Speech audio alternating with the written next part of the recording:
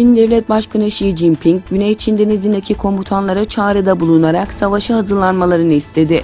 Savaş hazırlıklarına yoğunlaşma çağrısı, Çin'e ait bir geminin ABD donanmasıyla karşı karşıya gelmesinin ardından yaşandı.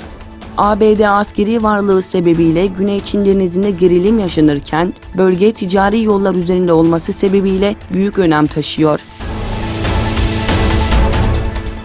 Çin tarafından işgal altında tutulan Doğu Türkistanlıların temsilcilerinden oluşan Doğu Türkistan Sürgün Hükümeti üyeleri Muğla'da toplandı. Dünya genelinde 15 ülkeden temsilcinin katıldığı toplantıda Gulam Osman Yağmaoğlu Doğu Türkistan Sürgün Hükümeti Cumhurbaşkanı seçildi. Yeni bir araştırma raporuna ve akademisyenlerle yapılan görüşmelere göre Çin ordusunun bilim insanları eğitim almak üzere yurt dışına gönderildi. İddiaya göre ayrıca bilim insanlarının Çin ordusuyla ilişkili olduğu ancak Çin tarafından gizlendiği belirtildi. Çin Halk Kurtuluş Ordusu geçen 10 yılda 2500'den fazla bilim insanını eğitim almak üzere yurt dışına gönderdiği açıklandı. Öte yandan ABD tarafından Çin'e yönelik ekonomik ambargolarla birlikte başlayan ticaret savaşında teknoloji alanı da önemli konu başlıklarından birini oluşturuyor. ABD Çin'i teknoloji hırsızlığıyla suçluyor.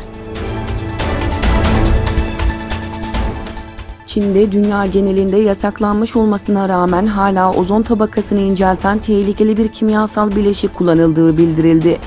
Life Science internet sitesinde yayımlanan çalışmada, Çin'in doğusunun dünyayı güneşin zararlı ultraviyole ışınlarından koruyan ozon tabakasını aşındırdığı bilinen bir madde olan karbon tetraklorürü belirgin miktarda yaydığı belirtildi.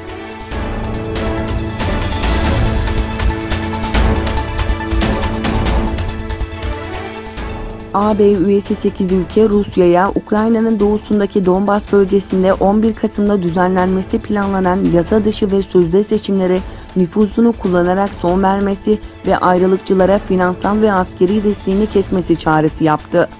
AB üyesi 8 ülke açıklamada Ukrayna'nın doğusundaki Donbas bölgesinde ayrılıkçıların 11 Kasım'da yasa dışı ve sözde seçim düzenlemesini kınadı.